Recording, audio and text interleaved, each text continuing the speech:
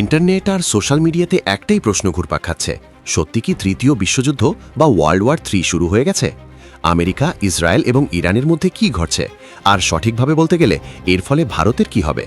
গতকাল প্রধানমন্ত্রী নরেন্দ্র মোদীর যে ইমার্জেন্সি সিসিএস বৈঠক হলো, সেখানে কি সিদ্ধান্ত নেওয়া হলো? চলুন আজকের ভিডিওতে এই সব কিছু নিয়ে বিস্তারিত জেনে নিই। প্রথম প্রশ্ন, সত্যি কি তৃতীয় বিশ্বযুদ্ধ শুরু হয়ে গেছে? খাতায় কলমে এখনও পর্যন্ত কোনো ওয়ার্ল্ড ওয়ার 3 বা তৃতীয় বিশ্বযুদ্ধ বলে অফিসিয়াল ঘোষণা হয়নি, তবে পরিস্থিতি খুবই উদ্বেগজনক।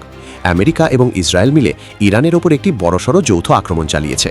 এরপর থেকেই পুরো মধ্যপ্রাচ্যে বড় ধরনের সংঘর্ষ ও যুদ্ধের পরিবেশ তৈরি হয়েছে।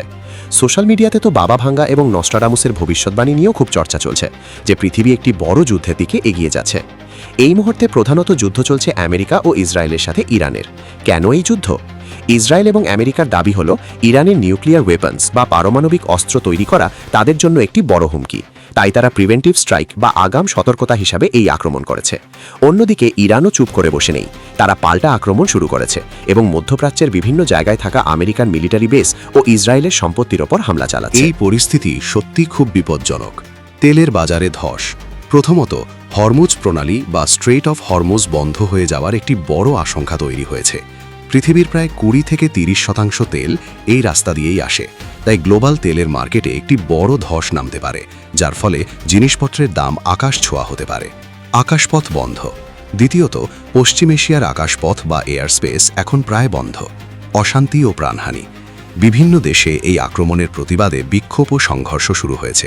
এটা কোনো ছোটখাটো লড়াই নয়, পুরো পৃথিবীর অর্থনীতি ও শান্তির ওপর এর প্রভাব পড়ছে। এবার আসি সবচেয়ে গুরুত্বপূর্ণ প্রশ্নে, ভারতের কি হবে? ভারত সরাসরি এই যুদ্ধে জড়িত না হলেও এর প্রভাব খুব বড় হবে। ভারত তার তেলের জন্য মধ্যপ্রাচ্যের ওপর অনেকটাই নির্ভরশীল, তাই আগামী দিনে পেট্রোল ডিজেলের দাম অনেকটাই বাড়তে পারে।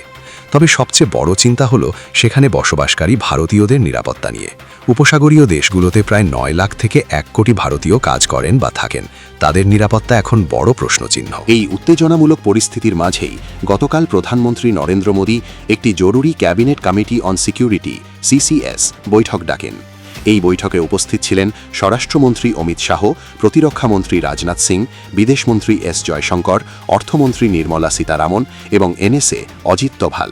এই বৈঠকে মূলত এই গুরুত্বপূর্ণ বিষয়গুলো নিয়ে আলোচনা হয়। 1. উদ্ধার পরিকল্পনা, ইভ্যাকুয়েশন প্ল্যান।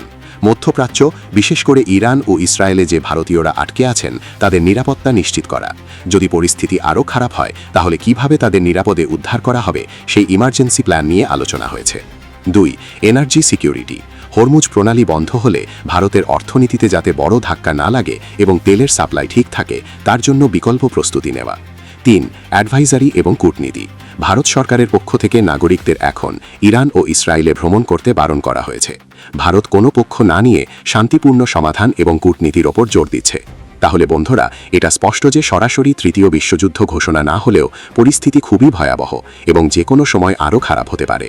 ভারত সরকার প্রতিটি পদক্ষেপ খুব সাবধানে নিচ্ছে, কারণ এই লড়াই ভারতের অর্থনীতি ও নাগরিকদের নিরাপত্তাকেও প্রভাবিত করবে। আপনাদের কি মনে হয় এই যুদ্ধের ফলাফল কি হতে পারে? কমেন্ট করে অবশ্যই জানাবেন। ভিডিওটি ভালো লাগলে লাইক করুন, শেয়ার করুন এবং চ্যানেলটি সাবস্ক্রাইব করতে ভুলবেন না। দেখা হচ্ছে পরের ভিডিওতে। সাবধানে থাকবেন।